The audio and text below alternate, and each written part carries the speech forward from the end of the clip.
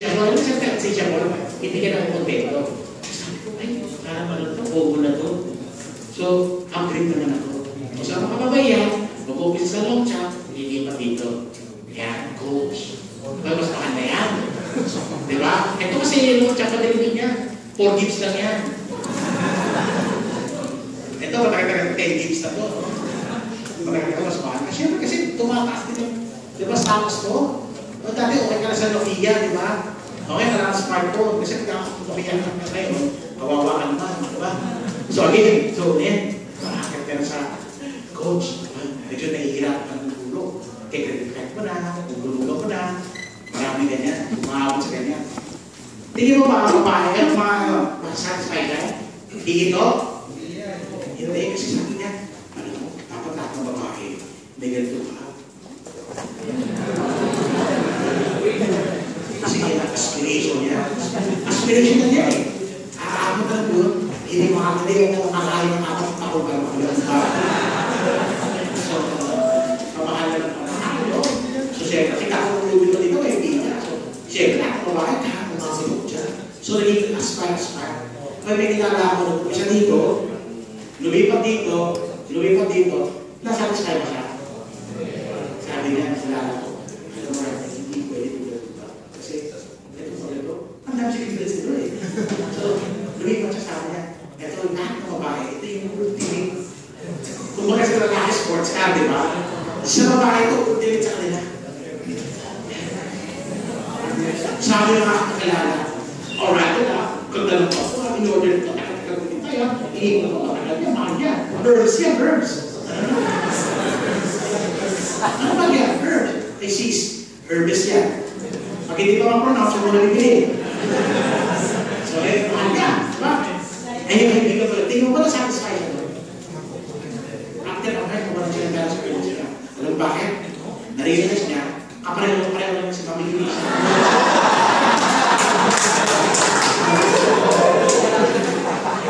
Pag-iirang ba ito, ang dami mga siya? Pareho lang kami? See, the problem with spending is that it never becomes satisfied for you. Kaya kapag din magputo ka ng self-control sa loob mo, hindi ka maging problema niya. Parang sapatos pa niya. Diba? Kung mga babae na yung sapatos, agree sa day. Agree. Wala pa pala ng babae na yung sapatos. Right? Marami kilala. Kawawa ng mga kulang sa sapatos. Hindi ba kayo na? Eh, lalaki, dyan lang, diba? Makakat lang. Okay. So, sa puno ng sapatos ko. So, maraming sila. Punta sa... Kaya, sino ito may asawa? Lalaki may asawa. Lalaki may asawa o kaya girlfriend. Hindi siya kaya. Okay. Kaya yan eh. Suggest ko sa'yo, kung hindi siya Pilipinas, sabi mo, pag nag-mall kayo, huwag ito Pilipinas. Ano yan? Kaya mas makita ko, mahal ko ang asawa mo, girlfriend. So, hindi ka sa natin. Kasi, magtanda kayo sa sapatos. At, Messiah say, ang gagawin mo ngayon, siyempre, kasi yung asawa mo, parang, alam mo, nag-different na yung mga gusto. Parang pala yung asawa mo, gagawin mo ngayon, hindi kita may hawak na natin. Diba? But it doesn't work. From experience. Kaya kumigas eh, no? Asawa mo, kumigas na gano'n, papasok ng sapatos. Ang isip, sapatos. Kasi mo hindi naman natin safe na kapunan yun. Sapatos, diba? Kaya naman kung hindi ka malaman, nagbabago ka nyo. Kaya mo lalapit sa sarili mo kanya. Hani, bakit tayo papasok? Hindi naman tayo dito. Hindi tayo ka sa atin. Hindi mo naman. Mas gusto mo ba sabihin? Kasi kitigil na naman. Wala pa sila ako ng galaw sa gano'n. Parang sa sapatos. Uy, isang tigit na puso. Level ng speed. Di ba? Ang hita niya yung hindi na gumagalaw. Lumalang pala sa sapatos, i-ball tayo mo na nagagalaw. Parang may tractor din ba? Para Star Wars, Star Trek ang dating. Lumalang ka na talagang pala. At ang babae, pag nakita ng sapatos na dating. Pagkatapot, may-reflex sa babae, pabalik ka rin. Ano nakita? Kasi, pwede.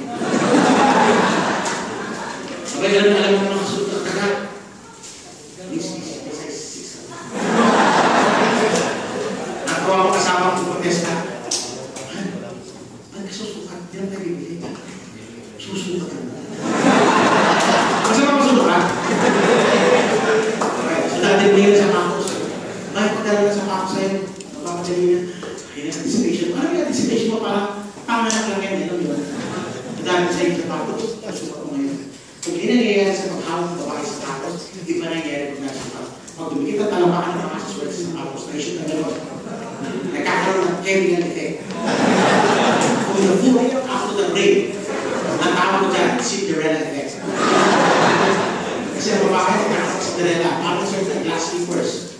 Gumagad sa paligid niya, sa maganda. Kasi babae ayaw mabihis sa pag-isip. Alam niya, bagay na house, bagay na shirt, bagay na skirt, bagay na pants. Alam niya kung anong matching. And, meron na kayo pupuntahan ibig. Di ba? Di ba magkakaroon ka sa dunya? Hindi ko kailangan ko ito eh. Ikaw kasi nakaranap ko din yan eh. Salamat ko yan.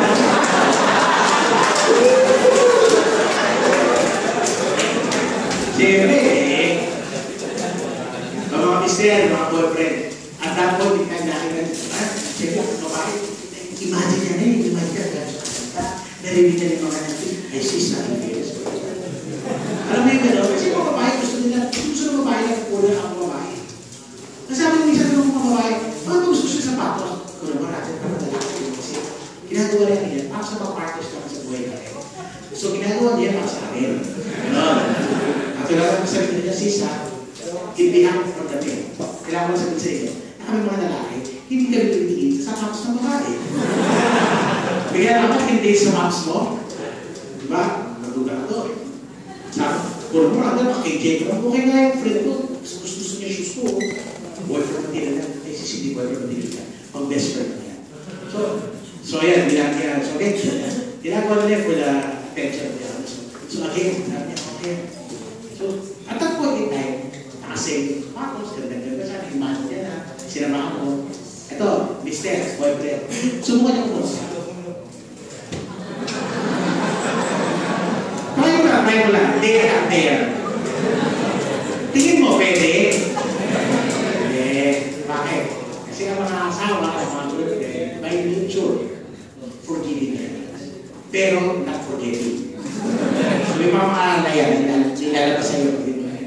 So, again, that's a problem. Tapos, sira na project. May minsan sa tapos. Siya ba? Sige.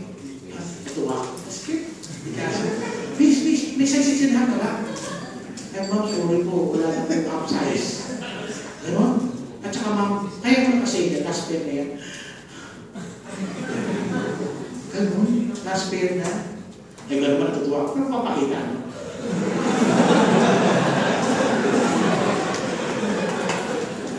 Imagine yung babae na sa North Edsa, SK North Edsa.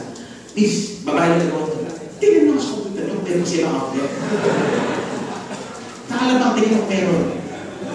Parang dito kami, binibigay sa mga usap. So, sabi niya, mama na rin talaga eh. Ay, ko naman, butuwa ka. Alam ko sa gas, pero mapakita. Sabi sa'yo, pero sa'yo gano'n. Delikado yan. Kailangan ano ka, yung pumasok niya. Yung alam niyo, sweet ka ba? Di ba niya, ayaw na lang naman. Ano sa mga nakatawa ka? Sasabihin na kayo, sasabihin ka muna. Hindi talaga eh. Bakit talaga sa matay ko lang hinahanap ko eh. Pero hindi na nakita. Kasi yung babae, kung may hinahanap niya yung perfect pair of shoes, nahahanapin niya sa tanong buhay niya. At hindi makita kung internal compost niya. Please ko ba ito? Paano ka mga masikip? Di ba eh? Mag-a-adjust din niya. Mag-a-adjust. Lalaki siya pa, so hindi ito pa. But on a budgetary concern, ano nangyayari sa budget mo? So what I'm saying is, para na yan, hindi na happens out. Yung mga lalaki ganun din ha, sa ibang bagay lang. Di ba, gadget, sasakyan, ay mga bagay-bagay na kayo pinag-usapan publicly. Now, yun ang problema. Kaya nga, kailangan distinguish wants and needs. Di ba? Every time you spend, meron yung want and need. Hindi naman natin sinabi na huwag ka naman ka-want. Basta ka rin naman yan. Pero balansin mo lang. Baka nasosobra ka sa wants mo, may needs mo, hindi na nagaganap. Or, nasosobra ka sa wants mo, hindi ka na nakaka-prepare for the future. So that's a balance that we have to do. Ang suggestion ko sa inyo po, kung binili mo yung libro ko, meron mo sample cash flow dyan. Ang suggestion ko sa inyo, gawin yung cash flow mo. Matuto kayo mag-lista na meron pumapasok at meron lumabas. Example, 75,000 ngayong net income. Ay, meron fixed expense. Diba? Rent, electricity, water, transport. Diba yan, lulula mo. Total of 50,000. Kasha ba yung 70,000 mo? Kasha. Kasha nilagay mo rito. Yung wants, may discretionary. Mobile phone, movie, shopping, spa, salon, almost 30,000. So, dinotan mo, nag-negative ka na. Kaya, suggestion ko sa inyo, mamayang gabi, sa mga may asawa nito, pag uwi nyo, kausapin nyo yung asawa nyo. Mula sa Pilipinas, mag-Skype kayo, mag-Viber kayo, o naman, Facebook, pag-usap kayo, at mag-agree kayo sa working budget niya.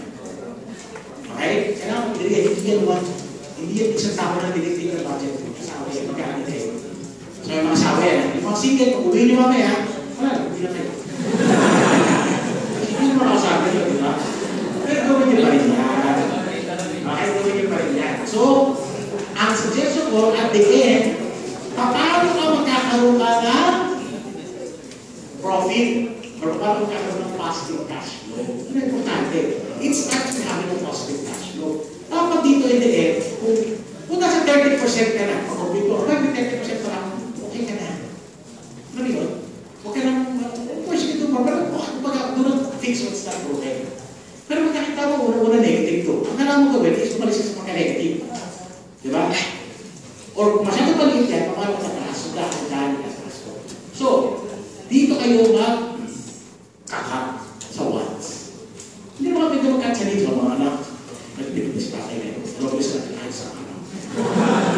Pwede ka no, dito. Mga anak, magpipipis tayo kayo. Huwag ka na mag-ijip, papasok sa school. Suglahan ka na lang. Eh, kailangan mo na siya kayo na bahay. Ano yun? Triathlon? Ano ba? Okay. Now, you have to be able to cut here. Dito kayo magkakat. Kasi, ito behavioral ito eh. Okay? Yung needs, mahirap niya kasi, ito, mag-imay ka. Sino dito natutuwa pa rin na tayo ng mga bills niya? Wala naman, di ba? Magkakit na bill mo na proyekto niya. Hindi ka naman gano'n, di ba? Actually, nakakainis niya. Kung yung tayo matrikula, tutuwa kayo. Kasi ang paglalakas ng needs, mga kabilis mo talaga. Hindi siya pleasurable. Pero ang wants, ay tutuwa tayo. Pag nalabas natin, pag binili mo ito, parang bagong baguma, matutulog yun, hindi iyo sige na. Kasi pleasurable siya, natutuwa ka eh. Yung telepono, madalaan, yung telepono, nabubuhay, kakakalikot eh. Diba? Ano na ginagawa? So, because pleasurable siya. So, you have to be careful. Diba? You have to be able to manage your pleasures pagdating sa gastos. Okay? So, yun ang gagawin nyo. So, dapat, yung savings, pahanapin nyo rin ang bukas dyan. Now, sa mga high-tech sa inyo, marami sa inyo nakita ko ng smartphone. Yung smartphone, marami kong gamit yan, hindi lang po selfie yan. May kasi selfie. Yan. Meron po tayo mga free aids na mga gamit. Free ito, EBA, Easy Envelope Budget System. Ay, or Good Budget. Libre po yan sa Android at saka sa iOS. Download po yan. Envelope system po yan. Kasi sa budget, effective po yung envelope system. Ano po may envelope ko ito? Utilities, envelope ko pang-mortgage ko, pero parang ganyan po, electronic lang. Libre po yan. So, kung meron po kayong meron po kayong pagkagamit na yan, pwede mo gamitin. Alright? So, again, that's a free app that you can use. Wala po presyo sa akin yan, ha? Ginasuggest ko lang po. Gusto po, ganyan ginagamit. Alright? Always remember, sabi nga ni Dave Ramsey, ako po, fan po ko ni Dave Ramsey, hindi po ko paliwanag yung sa akin, hindi po ko pero fan po ko ni Dave Ramsey, so check nyo DaveRamsey.com. Pag-deliver yung mga podcast niya, very, very practical. Sabi ni Dave Ramsey, finance, Dave Ramsey, D.A.V.E. Ramsey, si Elizabeth Ramsey, R-A-M-S-Q-1. So, Dave Ramsey, tako. Sabi ni Dave Ramsey, finance daw is 80% behavior and only 20% skill. So, before anything else, you have to focus on your behavior. Ang tamang paggastos, ang tamang pag-iipon, is more behavioral. Diba? May kilala ka, magaling yung interest, pero madahalan na lang mag-interest. Kakalamin niya ng tao, hindi masyado mag-interest, pero buwan-buwan, nagkakabi para mag-interest. In the long run, mananalo yung tamang behavior. Right? So again, it's behavioral, nothing else. Now, sabihan doon mga kapatid, believe it or not, yung mga kabataan sa Pilipinas, ibang estudyante, hindi na nagpo. Kapag maiksi ang tumod, sabi mo sa estudyante. Kapag maiksi ang tumod, sabi mo sa estudyante, pupunta ng mall. Diba? Ano kasabihan ng wala natin? Is matutong mamalukot. Diba? Magkakasya mo. Pero, huwag po kayo maging satisfied dyan. Kasi, hindi lang po issue dyan ng pamamaraan kung paano pagkasya. Baka minsan, sobrang na kulang din yung income mo. So you have to find ways to be able to generate. Hindi na gagawin multiple income generated streams. Investments, negosyo, pag-aralan nyo paano kita ng extra. Kaya, pag-aralan nyo rin, extra income. Right? If you balance all these things, then you can generate a lot more money for yourselves. Right? Para meron kayong pag-invest. Yeah. Now, before umabot step 1, encourage ko lang kayo para sa namalitan ito. Okay? Sino to? Palito. Ang ganda na story ni Palito eh. Si Palito to, sobra siyang definitive actor. Alam mo yun? Wala siyang competitor. Meron ba competitor si Palito? Wala. Before and after. In fact, sobra nga niyang definitive, distinctive, na lahat ng roles na bagay sa kanya lang po. Sa mga tumigo, ano na parang pinig ko na si Palito, na maraming TV appearances, and alam niyo po, sa buhay natin sa showbiz. Kaya, ang buhay sa showbiz ganito. Kinikita nyo, multiply nyo by 5 to 10 times, ganun po kinikita nila. Kung kumita ang showbiz na 15,000 sa araw, ang tawag sa'yo extra. So, malaki na sila kumita. Pero, grabe rin sila ng bastos. So, story ni Palito, nung mamamatay na, wala na pera ng gamot, nagkambag-ambag ng pera mga kapag-aral niya, kaibigan niya, at mga tao sa industry, para lang, mapagamot siya, hanggang namatay siya, pati yung pagpapalibig niya, ang pagkambag ng mga tao.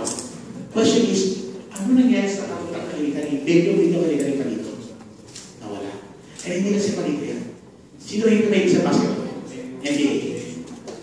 Wala? Oh.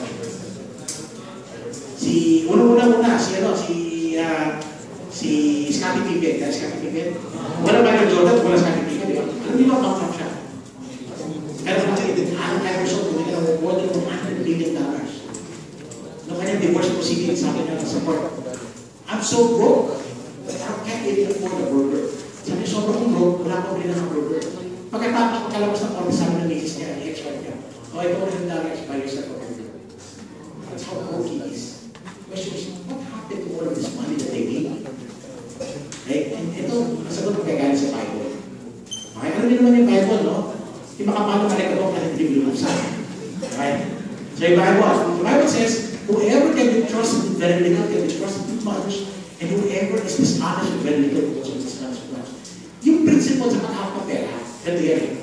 Pagkakaunti ang pera mo, kailangan marunong kayo makuha. Kasi dapat ng panahon, lalaki yan, dadalhin niya yung disiplina niyo sa pag-hawak ng pera. Yung pera na makakunti, hindi niyo ma-manage. May lumaki na income niyo, hindi niyo ma-manage. Kaya napansin niyo, tumatakas ang income niyo, hindi mo rin kinakakito. Bakit?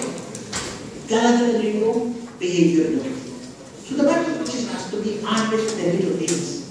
Because when you're honest with the little things, you will be honest with the big things. Kung marunong ka mag-handle, mag-manage sa maliit na bagay, kaya mo rin